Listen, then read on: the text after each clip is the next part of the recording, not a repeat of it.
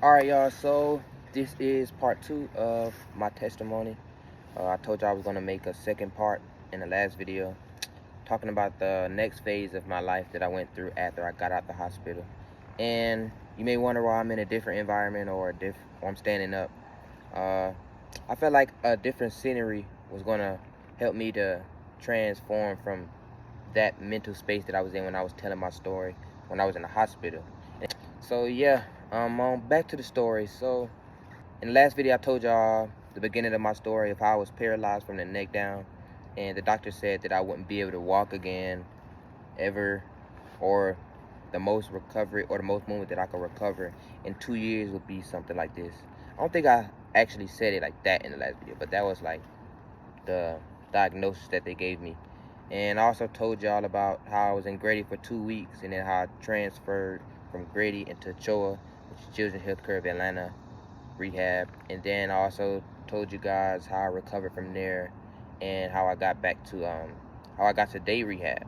And I really didn't go too much into day rehab, and I really want to speak on that because the therapists there, like, I just really want to give a huge shout out to all those therapists, because looking back on the videos, because these last few months, really the past year, but really more intensely over this summer break, the last 3 months, I've been reflecting a lot, like really taking my mind and going back into those areas or those situations in my mind. Not even situations, but the place in my mind that I was at when I was at that time. I've been going back and looking like how much I overcame, and I also had to refill a lot of the pain that I went through that I ignored when I was in the hospital, so I was able to overcome without having to constantly fight mental battles in my head. And so, yeah, so like I said, I want to give a big shout out to those therapists, because they did, oh my gosh, like, and I'm gonna insert a clip just so y'all can see what I mean. Eric, you've done awesome, man. I mean, you are an athlete through and through, in real life and in rehab. You have made tremendous progress. It's incredible to see where you started and then where you're at now, because now is not finishing. Now it's just a change.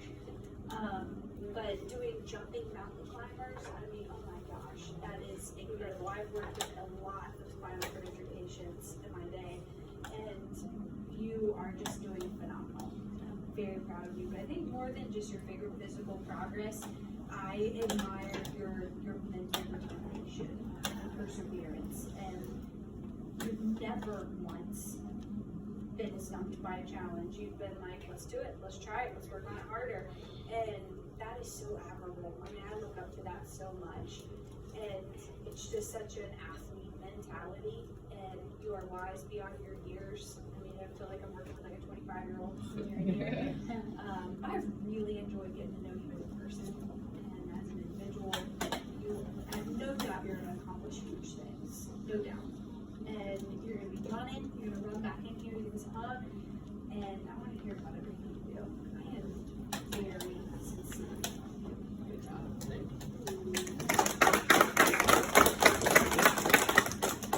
Eric, this is such a happy day and such a sad day at the same time, because I am truly going to miss you. Oh, cry at graduation, so sorry. But you are just so incredible all around. You're an incredible young man. You're so polite. You have worked your tail off, and it has really shown in your progress. But all that hard work and dedication is because of you. You've put it in, you've worked through challenges and everything hard we've thrown at you. You're like, I want to try it and I want to get better at it. So I attribute that to just you working hard. You are an athlete, don't forget that. Keep that mentality all through your therapy through on here, because you're not done. We just tuned you up a little bit, and now you have more, so you gotta keep going and keep that athlete mentality, because that's still in you. But I'm so proud of you. You shine. I mean, your personality, your inner, like Miss Caitlin said, like that motivation and the ability to go through this journey at your age is so hard. But you come in every day and just have a smile on your face. So I kudos to you for that, because that would be hard for anybody. I just wish you the best of luck, and I want you to send me videos of you running soon enough. And just please keep in touch and come back and visit us. And I'm just so super proud of you. Great job.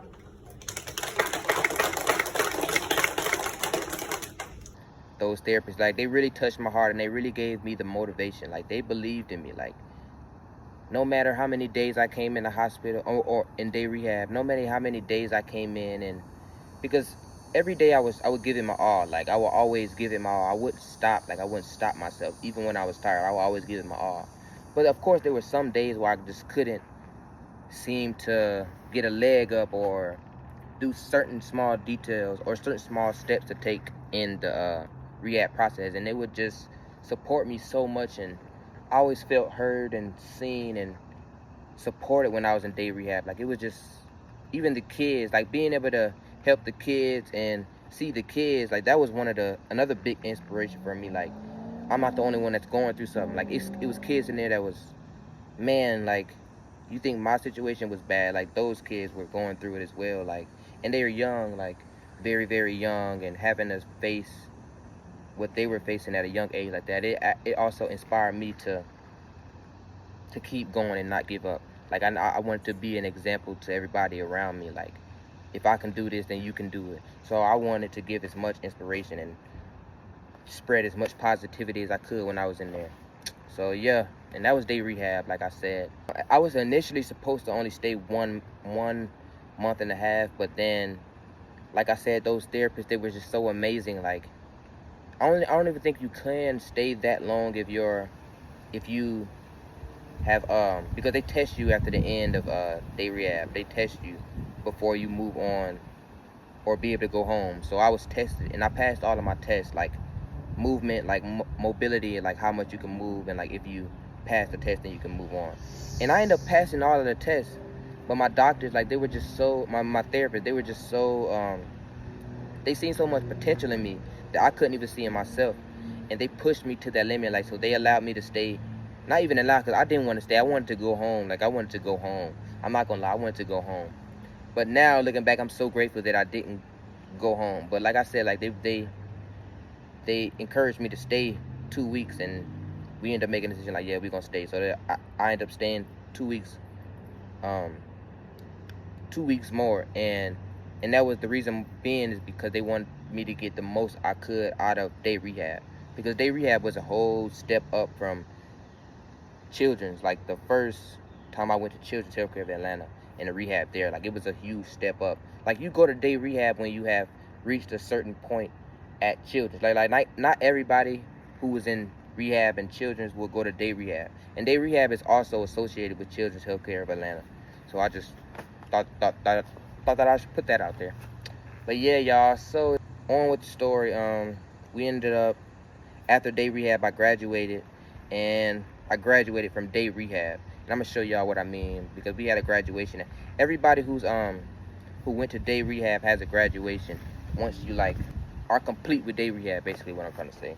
And so I ended up graduating, and the speeches that I was, because I sat in the middle, I'm gonna also insert a video so I can see. And just a therapist, like, when I went back and watched those, because it's been like years since I watched those videos, and when I watched it, it just touched me. It's like, wow, like, there are people out here that want the best for me. Like, there are people that understand me at my core and really want to push me to get to where they know that I can be, even when I don't see it in myself. Another thing that I want to touch on before I transition into the next phase of my life, I want to speak on the emotions that I felt and all the feelings that I felt when I was in the hospital.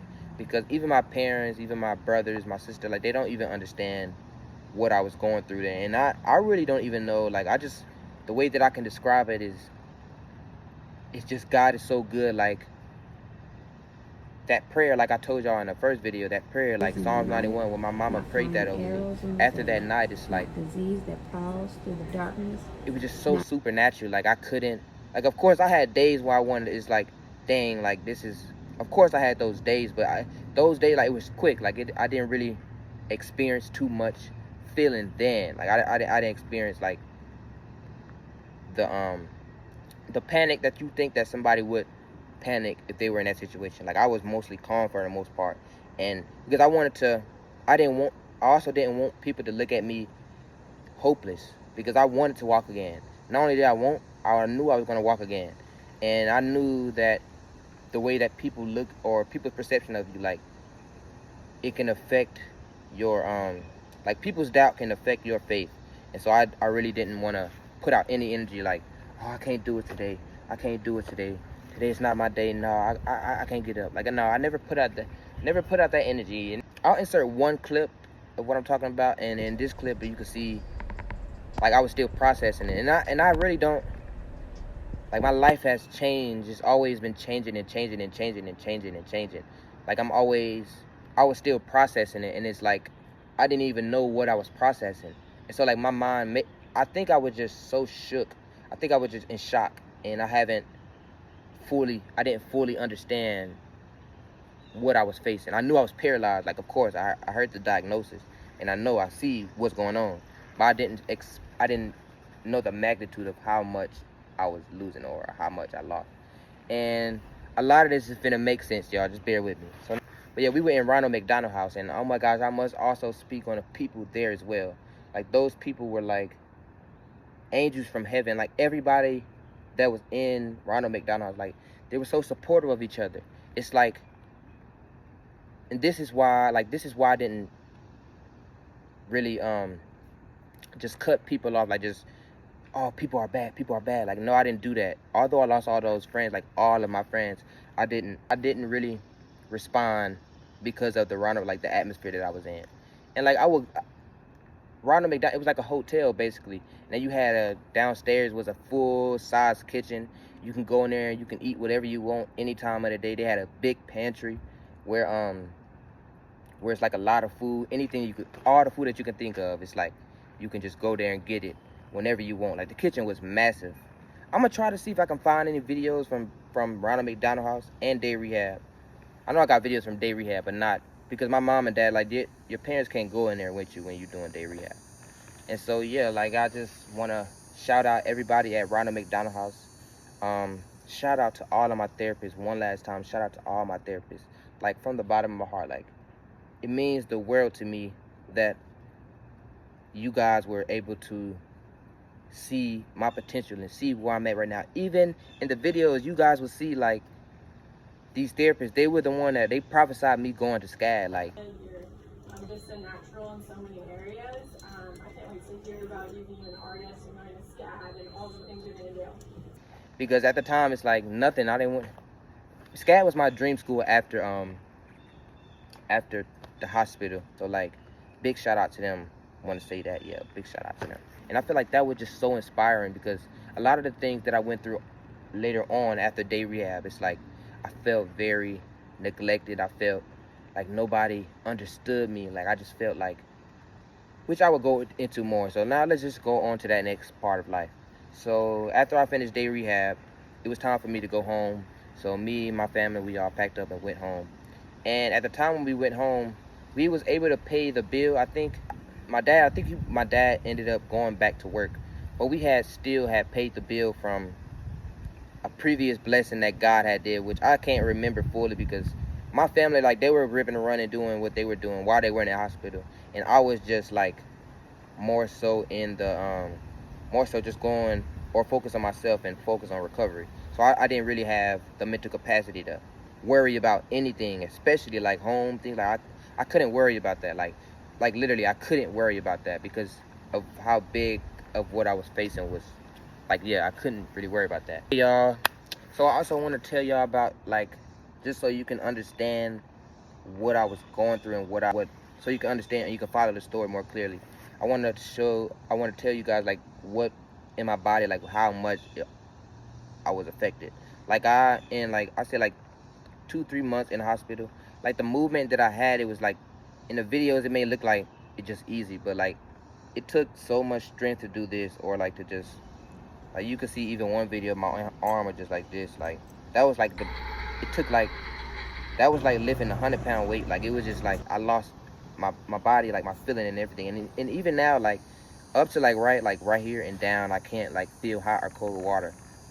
And I still, to this day, I battle with spasticity. Like, when I wake up in the morning, I would just, like, for like 30 minutes, like, I have to warm my body up so it doesn't be all spastic. Like I'm always like, you know what I'm saying? I don't really remember too much, like a lot, like I know that I can describe or I can show.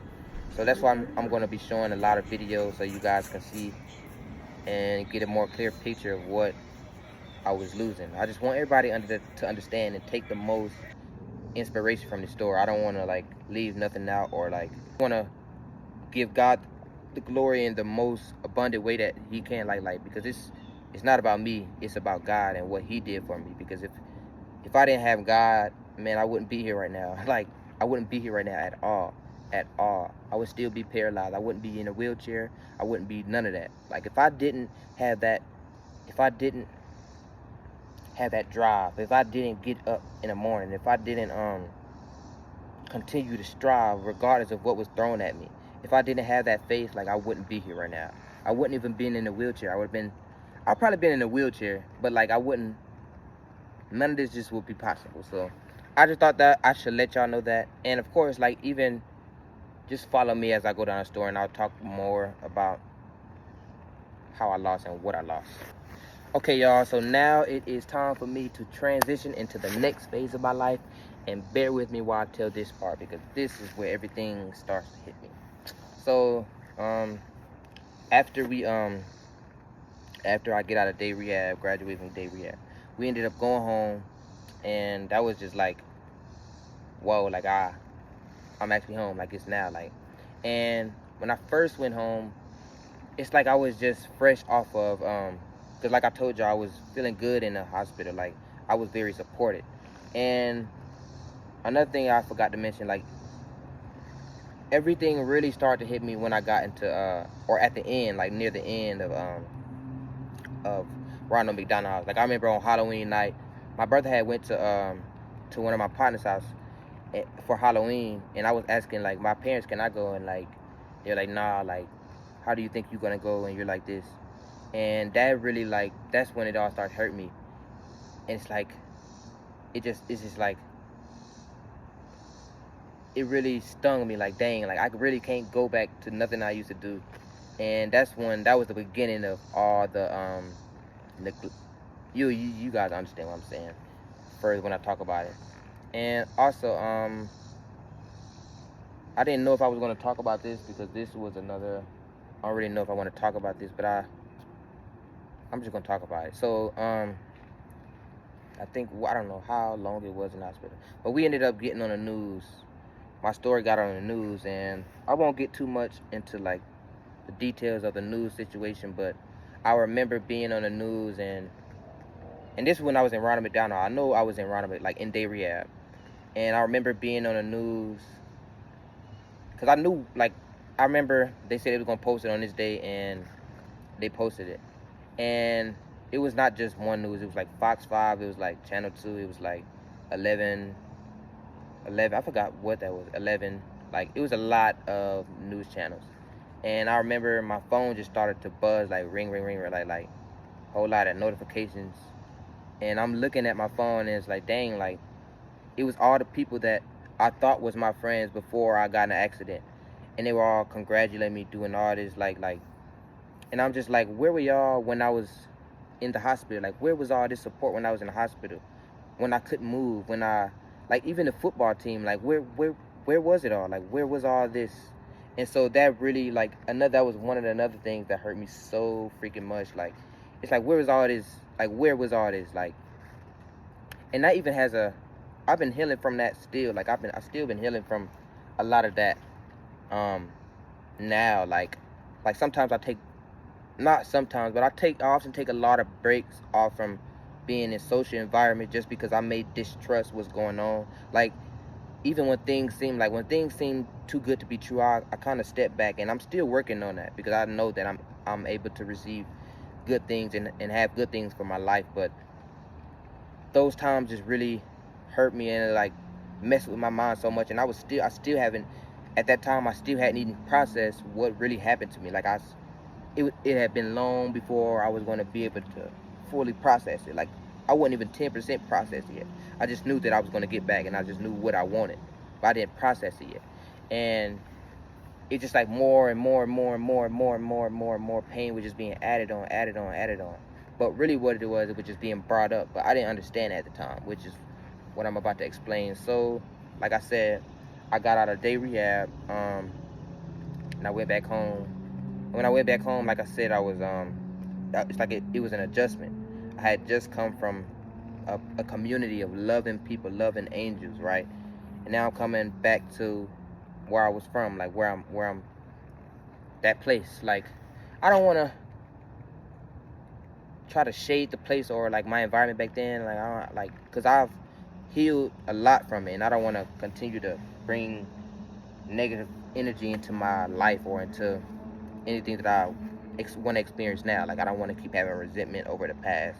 But anyways, like I said, like, it was an adjustment, and I ended up going back to school that next semester. And when I went back to school, I'm just gonna be as vulnerable as like I can. Like, I don't want to. I'm done hiding. I remember the first day I came back, cause like I told you, I didn't have as much control over my bowels and over like the way I release. The way I said, I didn't really have control over that. And I remember I took like 3 pills, cause I used to have to take 3 pills of Senecot, of laxative, or I used to have to take a suppository to have a bowel movement. And I remember I did that before. I took 3 pills right before not right before school, but it was the night before school. And I didn't know how it was gonna affect me. I always knew like I need to be right by the toilet, but I wanted to be normal. Like, I didn't want to.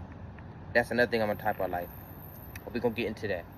And so I say like so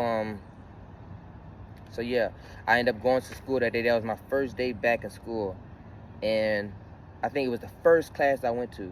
I ended up myself. Like, I ended up literally like shitting on myself, and I was like so freaking embarrassed. I'm like, wow. And that even like that was, it's like, dang, like, wow, like I'm a baby again. Like, and so I just get up with my cane. I just get up and walk out the class and just go to the because I was in there, I was trying to hold it, but it just would not come out. Like, it just would not come out. I mean, it just wouldn't hold back. Like, man. All right, y'all. So anyways, my bad about that. Like I said, bear with me while I tell the story, because it's very, very, like, it's just still hard to believe. Like, but anyway, so I get up, go to the office and tell them like what had happened. And telling them what had happened was just like, wow. I'm actually saying I just myself. Like that was just like so crazy to me. And then my dad ended up coming up there, changing me, not changing me, but picking me up, taking me home. Then I showered, did all that, and I went back to school. And when I went back to school, that's when I was basically, everybody know, okay, Eric back. And the news was broken. Like, I walk into class and like, all they're like, ah. And it was just like, I don't know how to describe that. Like, but I don't take it personal now. The way I see it now is like nobody, I don't even know how to, I don't know. I can't give an excuse for that. Like, I just can't do that. But, like I said, I seen everybody, blah, blah, blah, blah. And I didn't feel like I belong. Like, I'm like, it's like, I know this isn't real. This is just, oh, damn, I didn't think he was going to come back. That's how I took it. I don't know if that's it or that, but that's how I took it at the time. And from that day on, like, it's just like I began to slowly, it's like it's all just start coming. Like, wow, like this is it. Everything you lost. Every day I was in school, every day I woke up when I got out the hospital, I was just reminded of how much I lost. And this eventually began, I say like 2 weeks into school, I began to have like suicidal thoughts. And I never used to have suicidal thoughts, like, but they would become, I just can't do this no more. Like, and so I ended up starting back smoking weed. Because I smoked weed before my accident. Like, one thing I would tell y'all is, like, I'm not a perfect person. Like, I'm not perfect. Like, I did a lot of things that, like, not a lot of, but I'm just not a perfect person. And even now, I'm still not perfect. Like, I never claimed to be perfect. I've done things that I shouldn't have done. Like, you know what I mean? So, like, I'm not gonna come out here like I'm perfect or anything. Like, nah. I'm just telling my testimony and what I went through so I can inspire other people. Like, there's other people that go through what I go through that can take a lot from what I went through. So yeah, but yeah, like, so getting around in school, I also want to talk about that. Like, it was embarrassing for me because, like, the way I walked, it was just like I had to walk on a cane. Like, I had just came from being like the football star, the one who can do all this stuff, like, and now I'm on a cane, like, and I can't walk, I can't run, I can't do nothing I used to be able to do. Oh man, like, it was just like, and it was, the reason why I say it was embarrassing for me is because I really don't even understand that. It was just because, like, this was spiritual. Like, all these things would, like, I battled so many spiritual attacks. Like, now I can go back and, like, okay, that was a spiritual attack. But at the time, I didn't know. I just know that I was embarrassed. Like, I didn't want to walk in front of anybody. Like, I used to just want to hide myself. But it wasn't that strong then. I just know, like I felt that. Like, I would still get around, walking around. But it was embarrassing for me. And then it's like it began to grow and grow and grow. And then eventually COVID hit us. COVID hit, and then school was out. And at that time, I was like, oh, thank God. Like, I don't have to face what I lost every day no more. So I thought. So I began. So COVID hit. And when COVID hit, like I said, like, everybody knows what COVID did and how we had to be inside and stay in quarantine and everything. But COVID for me was like, in the beginning, it was really awesome. I made a lot of music. What else did I do? I was working on my fashion. That's another thing I forgot to mention.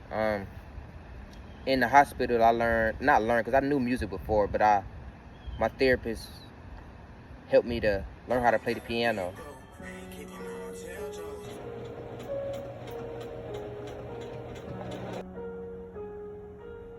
I know you're working hard to keep this happening.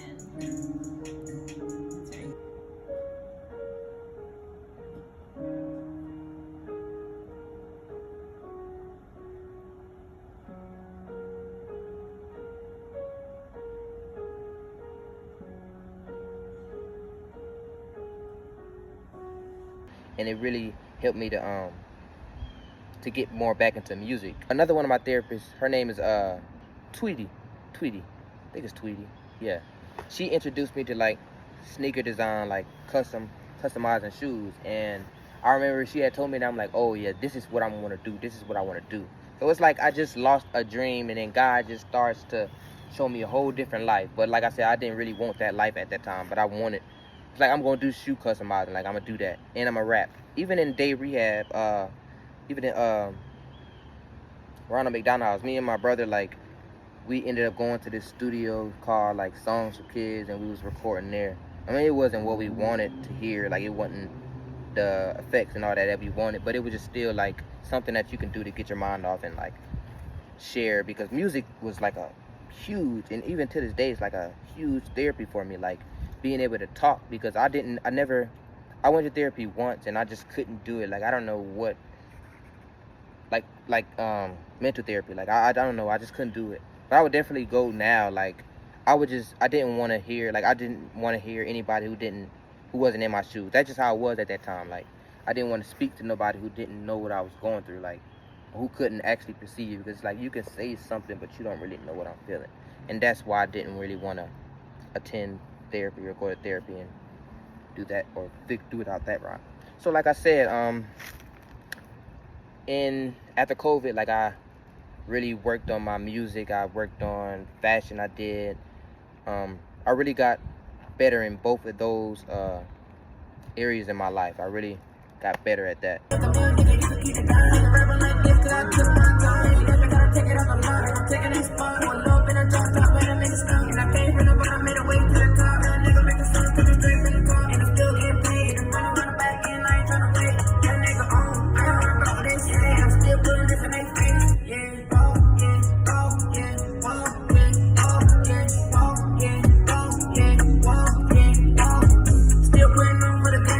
And what am I missing? Oh yeah, so like I said, yeah, I did that, and that was like one of the things that helped me to get through. Now I want to talk about like the depression and all that I went through. That was like, cause like music and fashion, it was like a coping mechanism for me, so I don't have to always be battling my. Cause like when I'm not doing that, I'm depressed. I was depressed a lot. Like I was depressed. I don't know if I got a picture. I'm asking my mom for it, but like ma just on my bed, like it was just food everywhere, like nothing. Like I wouldn't get out of bed. I wouldn't do none of that. And then eventually, and that's when I started to like do fashion and do music. Yeah. And so eventually, as time grew, like I say, months and months and months go by, everything just started to hit me more and more and more. It's like it just came and came, and it's like I was always like focused on what I was lost. Like it's like it's like I was continuing to lose things. Like that's why I said I hadn't accepted it yet. Like this was when it all started to come and hit me. Like damn, like I really lost the very thing I was here to do. Like I thought I was here to do the very thing that I put so much energy into. The very thing, like a whole dream. Like I really lost it. Like it was no more. And so I eventually began to get more suicidal thoughts and more of that. So like this whole this went on for like a year and a half. Like I say this went on for like a year and a half. Like while I was just always, and like the next half of that year and a half, like I say, when time began to move forward and forward, I got angry and angry and angry. Like I was so angry. I was just angry. I just didn't understand nothing. Like I was just angry. The place that I was in my mind was like, because this was only the beginning of accepting, or the beginning of really seeing what I was losing. So like I said, I was going through depression, going through all that. And so I don't know if there's any details that I'm leaving out in this phase of my life, because it was COVID. So like it wasn't too much you can do. So but near, like we ended up that, I think that August, or this was in 2020 to be specific. I don't know if it was that August. I know it was after my 11th grade, after my junior year. We ended up moving to Marietta, and I was just like, wow, like I can't do this again. I can't do this anymore. I can't, like, because we've been moving our whole life, like literally, like, which I don't want to talk about. I'm gonna let my family know. We all would talk about that. We all would talk about our situation together. I don't want to, but like I said, we were always moving and moving and moving.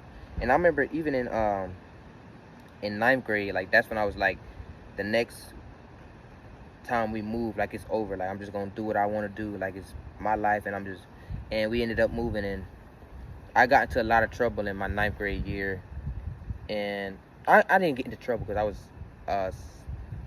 I was slick with it, smooth, not to say anything. But like after my ninth grade year and 10th grade, like I was doing a lot of things that I shouldn't have been doing. And I feel like that was another reason like God sat me down from the accident, like just to get my attention, and like, bro, like I put you here to do something big, and you over here playing around with your life. Like I just made somebody dip, like I just threw you out here, like, you know what I mean? Like, so just thought that I should say that.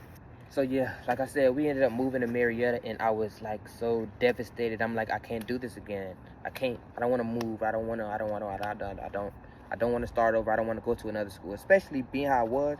I was already in so much shame, and I was just in so much shame of like how I walked, and like how I couldn't do what I used to do.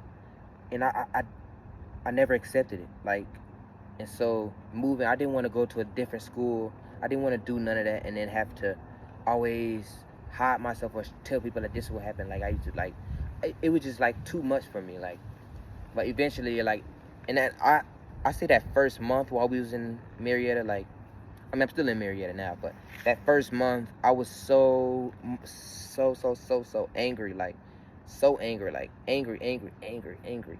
And at this time I was 16, and that's when my dad, and like he started allowing us to, cause we was smoking weed before, but he started allowing me and my brother to smoke weed just to help me out in my recovery.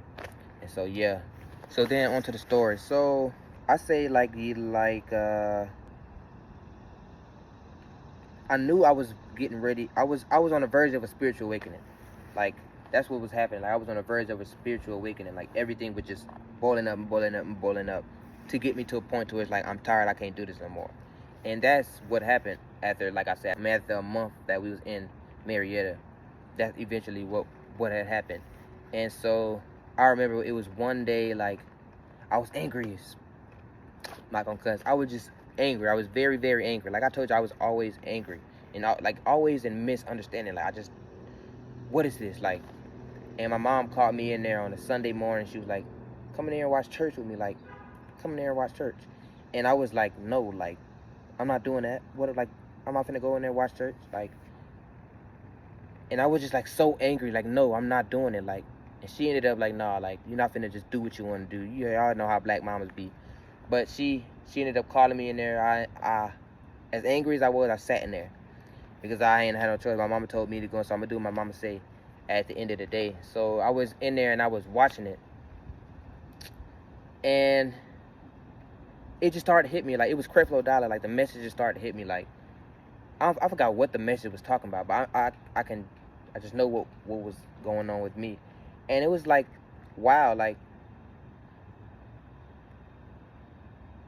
I got God. Like I don't have to be experiencing so much pain, and like I don't have to be this person. Like, and it just made me like, I'm so tired of living this way. I'm tired of being angry. Like, who am I to be? God just, like, I may not be walking how I want to walk, but I'm walking. Like, God literally took me out from being paralyzed from the neck down to walking.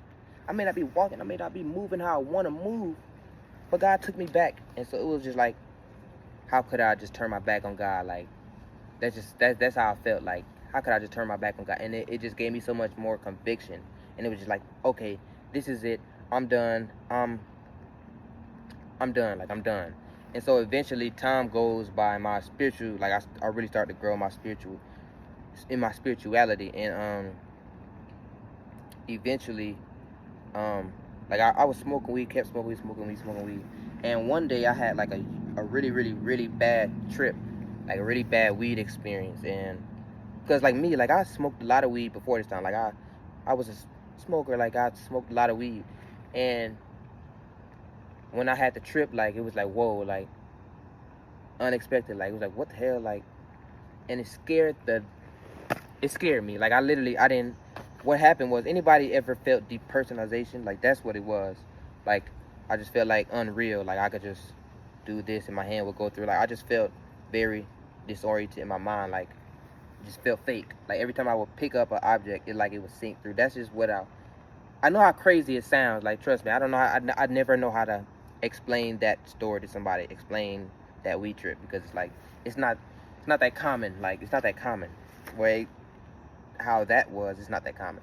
So yeah, that weed trip, it was that one. And then I'm like, that was just a trip. Like, and I didn't understand. Like, nah. So I smoked again, and it happened again. And that time was worse, but like, it was worse. So anyways, like that ended up helping me more on my spiritual journey. I didn't take it like, dang, I can't smoke weed, like. And I didn't continue to force it. I didn't continue to force myself to smoke. Like even like I didn't continue to just try to overdo it. Like I'm like, nah, I had this trip twice. I don't want to experience that no more. Like that is scared to live into life.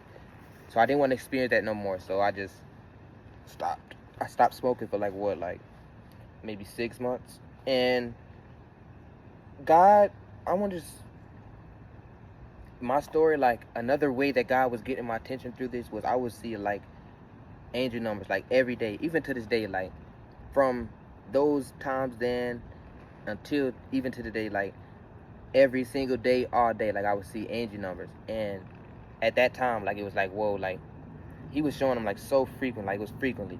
And like I know I was connecting. Like I feel like I've always been connected with spirit, like always been, but I didn't understand it. Like I didn't understand that I was connected back then, like because of all the things that I had to process. I didn't understand. But now it's like, okay, God was guiding me through this whole way. Like he didn't lift his hand off of me not one time. Like he was always there with me, no matter how tough it got, he was with me. And so like I said, yeah, so like I said, those angel numbers, they they pushed me more into my spirituality, like pushed me more into becoming a better version of myself. And so after that weed trip, that was like near the end of 2020. But eventually, I ended up reading the book Miracle Morning by Hal Harrod. I think that's how you say his name, Hal Harrod. I don't know how to say it. But anyways, I read the book Miracle Morning. And when I say that book changed me, like it changed the course of my life, I'll say.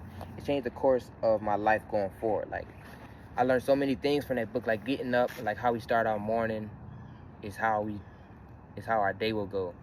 And so I just took a lot of inspiration from that book, and like I just knew it's like, because at that time I had stopped getting therapy, so I was doing all the therapy on my own.